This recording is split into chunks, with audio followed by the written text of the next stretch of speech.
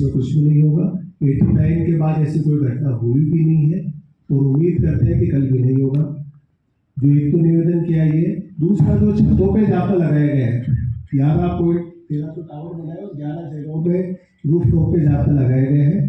उसमें जो जवान लगे हुए हैं वो बजाय जुलूस की पीछे की ओर अगर निगाह रखेंगे तो ज़्यादा कारगर होगा। मैंने मैडम को कहा, शायद लगाया भी होगा, कि मैं पढ़ रहा था जाते को, कि रूफ टॉप पे जो फ्रंट लाइन है उसके अलावा बैक, सेकंड और थर्ड लाइन में भी हमने रूफ टॉप पे जवान लगाए हैं ताकि पीछे से कोई घटना नहीं हो जाए। और हम कहेंगे इनको, दूरबीन बाइनोकुलर वगैरह अगर मौजूद है वो भी आपको दिए जा रहे हैं।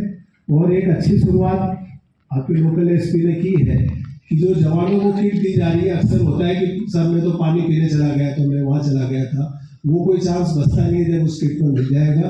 और एक अच्छी चीज़ है कि यहाँ सामाजिक संगठनों द्वारा भी जो जुलूस में शामिल है उनके साथ साथ पुलिस के अधिकारियों और जवानों के लिए भी भोजन की नियमित व्यवस्था बहुत ही सौहार्दपूर्ण माहौल में की जाती है। तो ये दिक्कत आपको कतई नहीं आएगी। आपके इसमें सबके नंबर है, मेरे नंबर भी आप रख सकते हैं। कुछ भी घटना हो तो ये नहीं सोचे कि मैं एसपी से बात कर रहा हूँ या डीआईजी से बात कर रहा हूँ, वो हमें जरूर बताएं।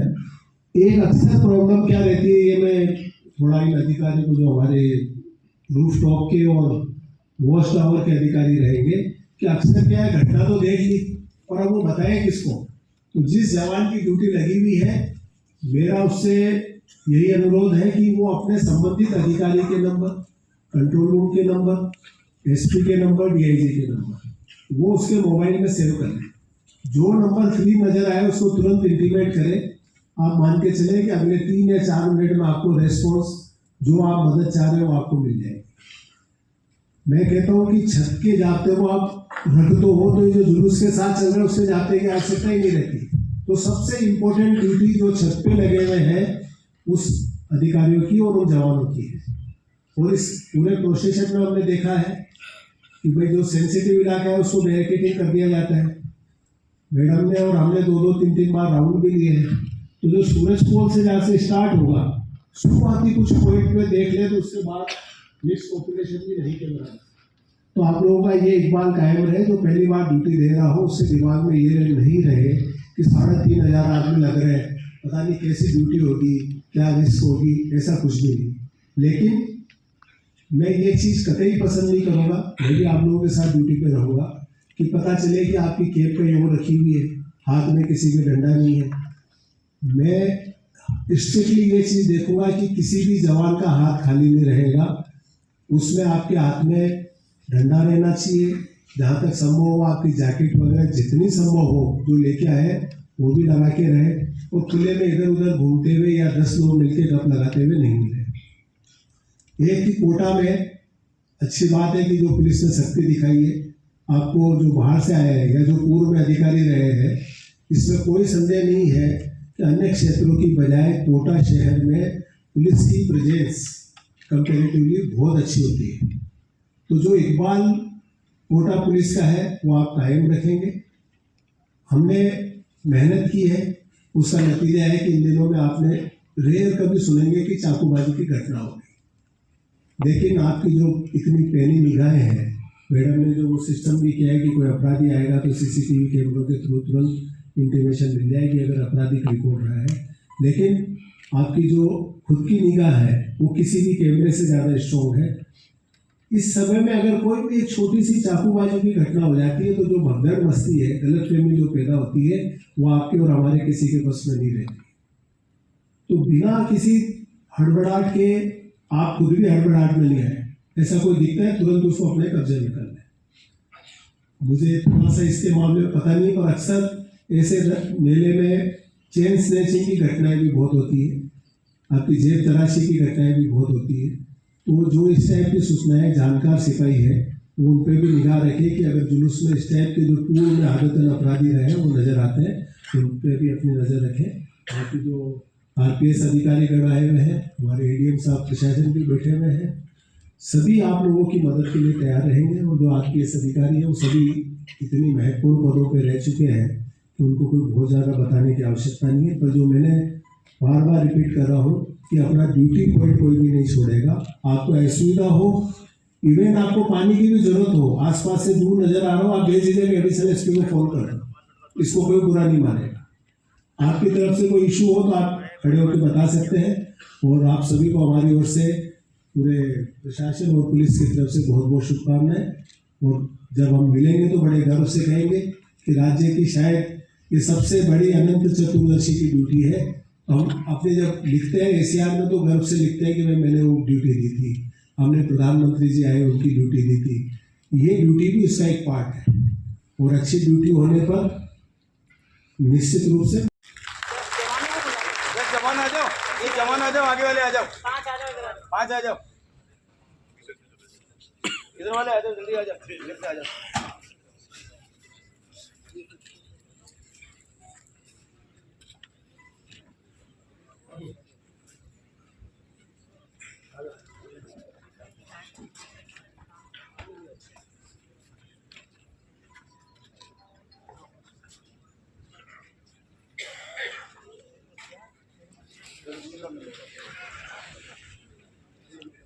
वो मालूम, लेकिन जुलूस किस किस पॉइंट पे सबसे ज़्यादा रुकता है और वहाँ रुकने का क्या टाइमिंग एक निश्चित किया कुछ आप लोगों ने?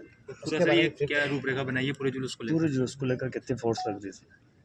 पूरी जो फोर्स लग रही है, जैसा कि आपको अभी बताया गया था, 3549 3549 अधिकारी व कर्मचारी इस पूरी व्यवस्था के लिए लगाए गए हैं और करीब 500 अधिकारी व कर्मचारियों को हमने रिजर्व रखा है। इसके अलावा जगह जगह ड्रोन की व्यवस्था की गई है। रूफटॉप के अलावा वॉच टावर, 13 वॉच टावर भी लगाए गए हैं। सीसीटीवी कैमरे रखे गए हैं, जिनमें इस बार स्पेशल व्यवस्था ये की गई है कि अगर पूर्व में कोई आपराधिक रिकॉर्ड का व्यक्ति उस पूरे जुलूस में कहीं भी नज़र आएगा तो वो तुरंत उसका फेस को आइडेंटिफाई करेगा और कंट्रोल रूम को उसकी इत्तला मिल जाएगी। तो ये एक अनूठा प्रयोग इस बार किया गया है। आप में से जैसा एक ने किसी ने पूछा कि टाइमिंग का क्या रहेगा, आप समझते हैं कि जहाँ लाखों की भीड़ होती है, हो सकता है कि 1 बजे दिया तो उसका 1:15 बज जाए, लेकिन जो आयोजन करता है उस संदर्भ में जो आपने बताया, इस बिंदु पे हमारी उनसे विस्तृत चर्चा हो चुकी है।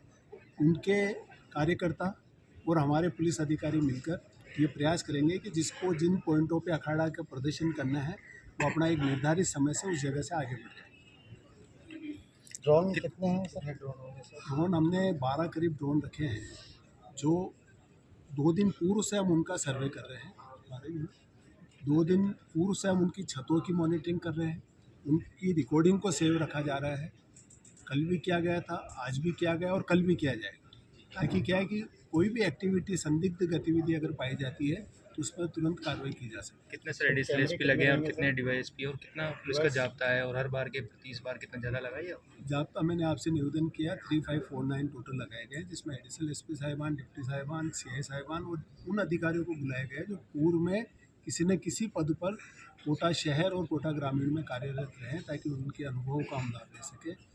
हमेशा की तुलना में इस बार रिजर्व जाब्ता और भी अधिक रखा गया है, ताकि कोई भी इश्यू हो तो उसका तुरंत समाधान किया जा सके। कुछ कितने रहेंगे सर? कैमरे वगैरह कितने रहेंगे? सीसीटीवी एग्जैक्ट कैमरे आप बताएं मैडम।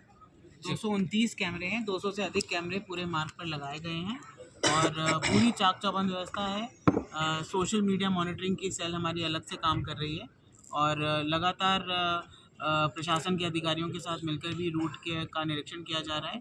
कहीं पर भी कोई इशू है तो प्रशासन के अधिकारी और पुलिस के अधिकारियों का सामंजस्य बिठाते हुए सेक्टर वाइज डिप्लॉयमेंट किया गया है। कुछ ऐसे मकान है मैडम जो आज की तारीख में भी जर्जर अवस्था में, उसके बावजूद भी वहाँ पर बैठकर पब्लिक वो जुलूस देखती है। नहीं, देखिए जर्जर मकानों को स्पेसिफिकली आइडेंटिफाई किया गया नगर निगम द्वारा और उनके द्वारा क्रॉस के निशान भी लगाए गए हैं और बैरिकेडिंग भी लगाई जा रही है और पुलिस का जाब्ता अलग से नियोजित किया जाकर उसके ऊपर किसी की भी आवागमन के लिए रोक रही है। कितने हैं मैम जर्जर? पिछली बार तो कई थे, अब इस बार कितने हैं? जर्जर मकानों की संख्या लगभग 60 के आसपास है और उन सभी के ऊपर निगम के अधिकारियों के साथ मिलके जो पूरी प्रोसेस होता है बैरिकेडिंग का और उनको अनसेफ घोषित करने का, क्रॉस मार्क लगाने का, वो किया जा चुका है। इस संदर्भ में पूर्व में ही केडीए के अधिकारी, जिला कलेक्टर, एसपी और हम लोग सभी ने ऐसे मकानों को चिन्हित कर दिया था और उन हर मकान पे कोई ना कोई पुलिसकर्मी रहेगा ताकि जनता उसके ऊपर नहीं जाए। इसकी पूरी सावधानी हमारे द्वारा बरती जा रही है और आप लोगों के माध्यम से हम जनता से भी अपील करेंगे कि अगर ऐसा कोई मकान जो हमने चिन्हित किया हो सकता है उसके अलावा भी कोई जर्जर हो तो वो भी थोड़ा सावधानी बरतें। सर इसमें कुछ विदेशी मेहमान भी आ रहे हैं कोटा में। बिल्कुल आ रहे हैं। क्या व्यवस्था उनके रहेगी? लिए क्या व्यवस्था उनके रहेगी? लिए अलग से डिप्लॉयमेंट लगाया गया है और बिल्कुल इसमें हर पॉइंट को ध्यान में रखते हुए चाहे वो विदेशी मेहमानों का हो, चाहे महिलाओं बच्चों का हो, चाहे अखाड़ों का हो, चाहे जर्जर मकानों का हो, सभी के लिए विस्तृत रूप से अलग से व्यवस्था की गई है और प्रॉपर पॉइंट वाइज डिप्लॉयमेंट किया गया है। Thank you sir. साइड से जो भी अखाड़े या झांकियां आती है वो इंदिरा सर्किल के राउंड करके ही आए ताकि अव्यवस्था का सामना ना करना पड़े और धक्का मुक्की स्थिति नहीं हो। नहीं तो सूरजपोल गेट पे एक हुजूम लग जाता है और सब में ऐसी खींचातान रहती है कि मुझे आगे जाना है, हमें आगे जाना है, और कई बार उनका जब हम आगे पीछे करते हैं तो ऐसी स्थिति में उनके बीच में अप्रिय स्थिति होने की संभावनाएं रहती है। तो इस सेक्टर पर उपस्थित जो अधिकारी हैं, शायद शिवराजमल जी की ड्यूटी है वहाँ पर, उनको ये व्यवस्था देखनी है कि अखाड़ों का और झांकियों का प्रवेश जहाँ से भी हो बस एक वे रखें, 2-3 वे यदि रहेंगे तो क्लेश होगा। तो मेरा इसमें यही ऑब्जर्वेशन है सर कि अखाड़ों का प्रवेश सुव्यवस्थित तरीके से हो ताकि क्लेश ना हो। जय हिंद। ये बहुत ही इम्पोर्टेंट पॉइंट जसवीर जी ने रेज किया है।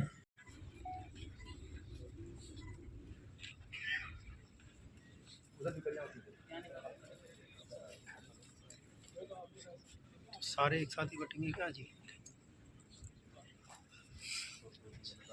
मेरे ख्याल से बढ़ेगा।